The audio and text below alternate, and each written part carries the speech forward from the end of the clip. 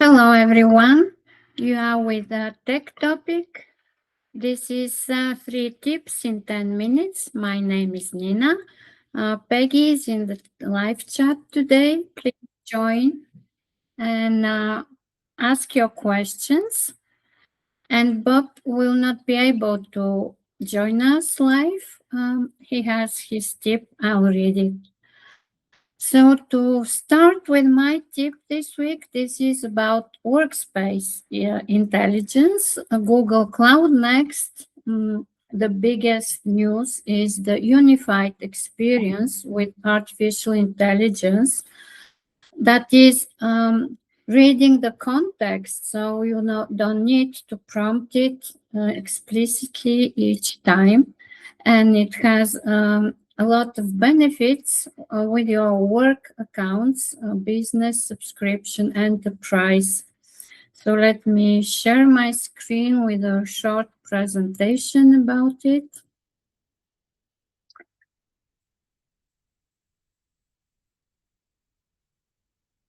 So this is the unified experience in a workspace.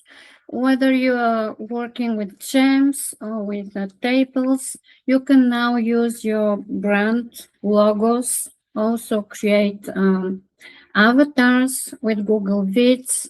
Anything you have in your workflow is into the context of your work.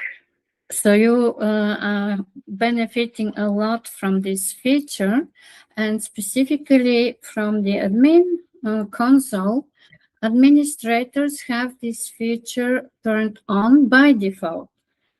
In the Gemini in Workspace, this is a new setting where you see you have turned on by default the, let me use my annotation. Here you see the docs, the Gmail, also the calendar.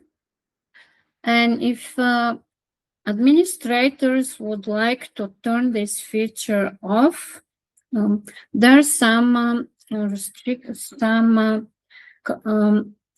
consequences about it. So check the links and read about it, because if you, for example, create an access group and turn off workspace intelligence, Gemini in Docs will not be able to read the context, and this might affect how Gemini is delivering the results on prompts. I urge you to test how this works. And for today's presentation, I experimented with the OnEBoard newsletter. Today's session 86 is closing for April, and we are sending our newsletter for April. And I prompted Gemini to draft the newsletter for us, giving it the summaries of our live sessions and presentations in April. We had 2 presentations. We had technical tips during the month. And I asked it specifically if which resources did it check with Workspace Intelligence. I already have it for the OnEBoard subscription plan. And it answered that it checked our meetings in calendar, our communication in chat and in Gmail. So I will read a little bit and show you from the newsletter. Here it is.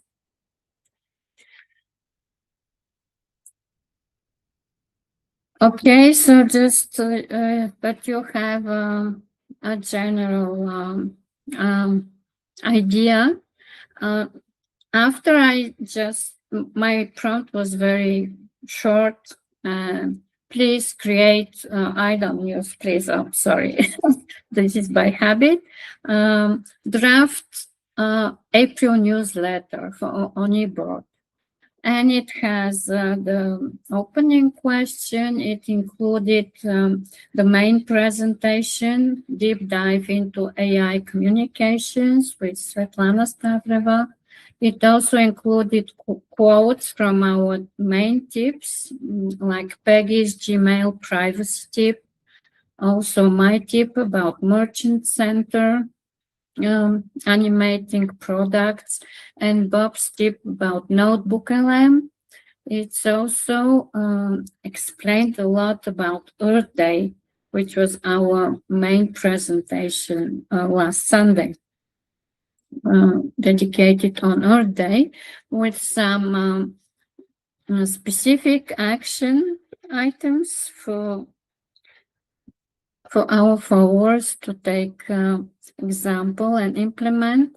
And it also included the previous newsletter, if someone missed, in March. So, of course, we are not sending automated newsletters yet. I'm working on a hybrid experience. So we are customizing, adding our contributions and some personal standpoints and activities, but you see that it's pretty good actually to start with it. So this is my tip today. It's about this increased benefit from the context across Google's documents that Google has presented on Google Cloud this week, like the intelligent system we have already turned on by default. It's for free, and please try and share in comments other use cases besides just a newsletter. There are so many opportunities with the gems and spreadsheets, tables, and more automation. And now I want to share Peggy's tip. This week is about a new YouTube feature. Let's listen. It is now possible to share a link to a YouTube video with a timestamp from the YouTube mobile app. This previously was only available on desktop. Navigate to the point in the video you want to share. Click the share arrow icon. This will pop up the sharing options. Then toggle on the timestamp. This appends the time to the point in seconds to the video link, and the link opens the video at that time point. Because this is available, YouTube is removing the option to create clips. Clips are short video segments that you add a description to before you share or remix into a short. You can see the clips you created and that fans made from your videos in your YouTube account. Those will remain available, but you can't create new clips. Thank you so much, Peggy. This is really useful. I noticed there are no clips, so I was wondering what's happening. So this is much better because you, of course, you have very explicit timestamp for what you want to share. I can't wait to try it because in my country we don't have the YouTube app yet, the YouTube Create app. So this will be very useful to me. Thank you so much. I learned about it today. And now the last tip is, let me see if I can scroll my presentation or share again. It's about the Earth Day.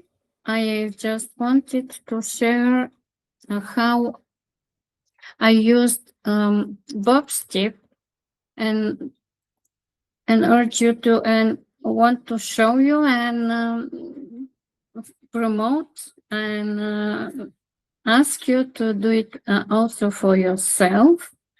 So this is how we the observation starts in just give me a moment to find it. Okay.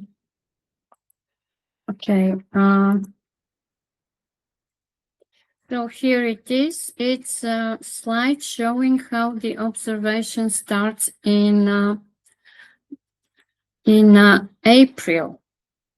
And I adapted it to my country. So if you go to OnEBoard article for Earth Day, you can subscribe to our newsletter and you will receive for free the 3 presentation Bob did.